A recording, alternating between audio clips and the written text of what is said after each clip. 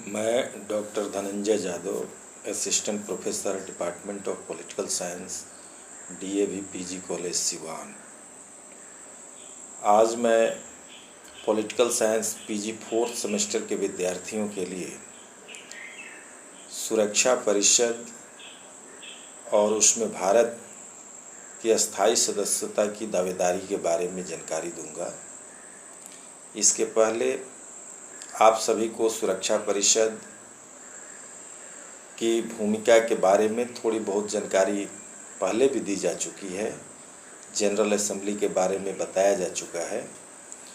आज हम लोग ये देखेंगे कि संयुक्त राष्ट्र संघ के जो 6 प्रमुख अंग हैं उनमें सबसे महत्वपूर्ण अंग सुरक्षा परिषद को माना जाता है।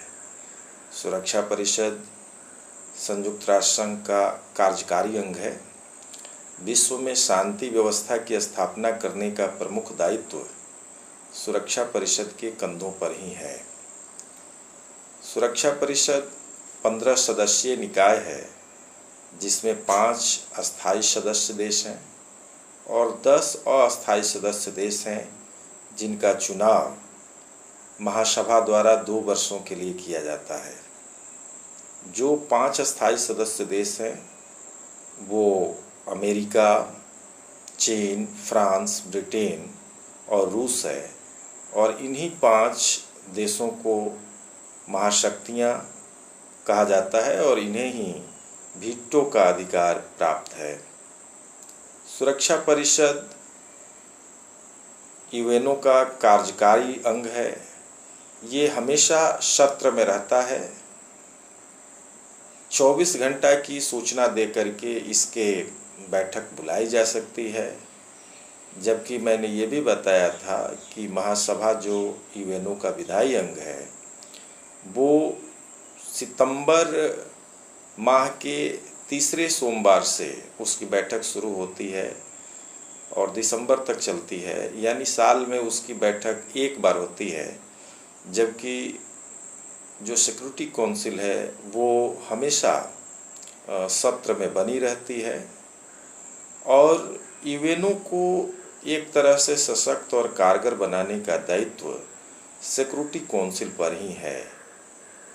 यूएनओ के किसी सदस्य देश के ऊपर कार्रवाई करना हो या किसी नए सदस्य की भर्ती करना हो या इंटरनेशनल कोर्ट ऑफ जस्टिस के किसी निर्णय को पालन कराना हो, तो सब में सुरक्षा परिषद की ही भूमिका रहती है।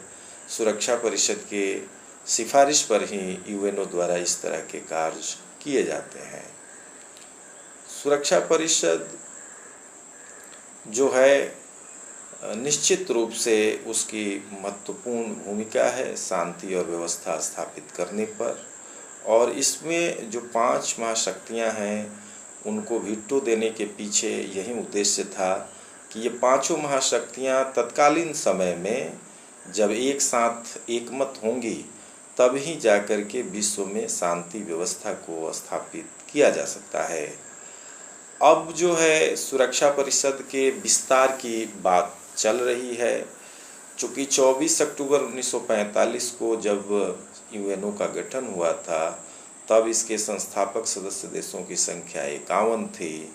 आज 2020 में ये संख्या बढ़कर के 193 हो गई है, यानी सदस्य देशों की संख्या में लगभग 4 गुना बढ़ोतरी हो गई है। तो ऐसी स्थिति में सिक्योरिटी काउंसिल का भी विस्तार किया जाना जरूरी है। एक बात और भी ध्यान देने वाली बात है कि 1945 में जो सिक्योरिटी काउंसिल के मेंबर थे उनके सदस्यों की संख्या 11 थी। 5 अस्थायी सदस्य देश की संख्या तो वही थी। 6 जो थे वो अस्थायी सदस्य देश थे। 1965 में जो इनकी अस्थायी सदस्य देशों की संख्या 6 थी उसको बढ़ाकर 10 कर दिया गया, यानी 1965 से ही 15 सिक्योरिटी काउंसिल के सदस्य हो गए, लेकिन अस्थायी सदस्यों की संख्या में कोई विस्तार नहीं किया गया। ये जो 10 अस्थायी सदस्य देश महासभा द्वारा चुने जाते हैं उनमें जो है क्षेत्रीय प्रतिनिधित्व का भी ख्याल रखा जाता है। एशियाई अफ्रीकी राज्यों से 5 सदस्य देश चुने जाते हैं। पूर्वी यूरोप से 1 देश चुना जाता है, दक्षिणी अमेरिकी राज्यों से 2 देश चुने जाते हैं और पश्चिमी यूरोप और अन्य राज्यों से 2 देश चुने जाते हैं। भारत भी यूएन सिक्योरिटी काउंसिल का 8 बार अस्थायी सदस्य देश रह चुका है। अब हम लोग ये भी जानते हैं कि सिक्योरिटी काउंसिल का विस्तार होना चाहिए और विस्तार होने पर भारत को इसकी अस्थायी सदस्यता मिलनी चाहिए। सबसे पहले विस्तार तो इसलिए होना चाहिए कि जब यूएनओ की स्थापना हुई उस समय जो विश्व की जनसंख्या थी वो आज कई गुना ज़्यादा हो गई। उस समय सदस्य देशों की संख्या थी वो लगभग आज चौगुनी हो गई। तो वैसी स्थिति में सिक्योरिटी काउंसिल का भी विस्तार होना चाहिए और जब सिक्योरिटी काउंसिल का विस्तार होगा तो भारत को उसकी अस्थायी सदस्यता प्राप्त होनी चाहिए। भारत का दावा कई पुख्ता आधारों पर आधारित है, जैसे भारत विश्व का सबसे बड़ा लोकतांत्रिक देश है और आज लोकतंत्र का ज़माना है। मुझे लगता है कि सिक्योरिटी काउंसिल तब तक सार्वभौमिक और सार्थक संगठन नहीं हो सकता है जब तक कि दुनिया के सबसे बड़े लोकतंत्र भारत को उसकी अस्थायी सदस्यता नहीं मिल जाती है। दूसरा जो प्रमुख आधार है भारत की अस्थायी सदस्यता की दावेदारी की, वो है कि दुनिया का दूसरा सबसे बड़ा जनसंख्या के लिहाज से भारत देश है। भारत में लगभग 130 करोड़ लोगों की आबादी है, तो इतनी बड़ी आबादी को वाले देश को सुरक्षा परिषद में अस्थायी सदस्यता निश्चित तौर पर मिलनी चाहिए। तीसरा जो कारण है वो दक्षिण एशिया में भारत की अवस्थिति है। दक्षिण एशिया में भारत एक जो है क्षेत्रीय शक्ति के रूप में उभरा है, इसलिए दक्षिण एशिया में शांति को चिरस्थायी रूप से परिवर्तित करना है। यहाँ के देशों के साथ संबंधों को अच्छा रखना है, तो भारत की क्षेत्रीय शक्ति के मद्देनज़र अस्थायी सदस्यता मिलनी चाहिए। चौथी चीज़ है कि भारत जो है दुनिया में तेज़ी से उभरता हुआ एक बड़ी अर्थव्यवस्था है। दुनिया के चौथे बड़े अर्थव्यवस्था के रूप में भारत को मान्यता प्राप्त है, तो उस लिहाज से भी भारत की दावेदारी पुख्ता बनती है। पांचवा कारण ये है कि भारत जो है स्पेस टेक्नोलॉजी और आईटी सेक्टर में बहुत ही महत्वपूर्ण भूमिका निभाया है, तो इस कारण भी इसकी दावेदारी बनती है। और जो छठा कारण मुझे लगता है और जो सबसे प्रमुख कारण, सबसे महत्वपूर्ण कारण है, वो है यूएनओ में भारत की अब तक का शानदार प्रदर्शन। भारत यूएनओ का संस्थापक सदस्य देश है। जनरल असेंबली का भारत अध्यक्ष रह चुका है। 1953 में ही श्रीमती विजय लक्ष्मी पंडित महासभा की अध्यक्षा थीं।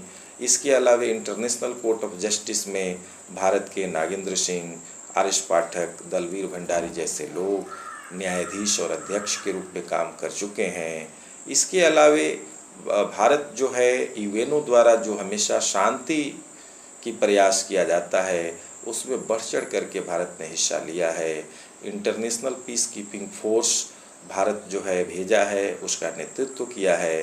तो ऐसी स्थिति में सिक्योरिटी काउंसिल में परमानेंट मेंबरशिप के लिए भारत की दावेदारी पुख्ता बनती है। तो आज हम लोगों ने इतना ही जाना।